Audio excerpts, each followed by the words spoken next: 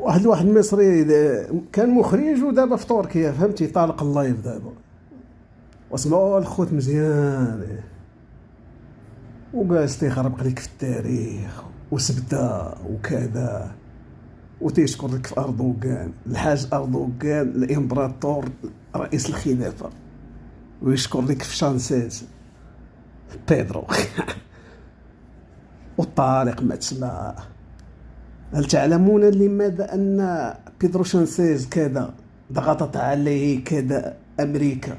لأنه داعم لفلسطين، بل فلسطين ولاد القعب.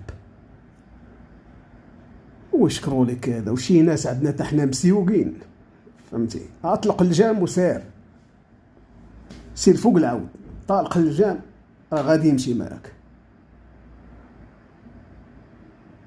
بنادم راه خصهم عرفتي شنو، خصهم 90% خصهم تدو بها وتخرجي منها واحد نص بنادم.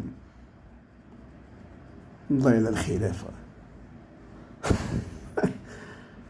بيدرو شانسيز،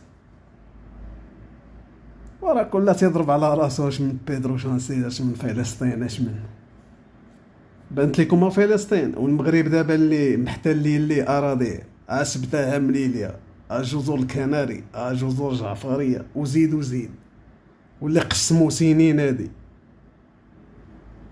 وشي عرب عندنا ما بقيش نحمل مو انا شي داكشي ديال العربان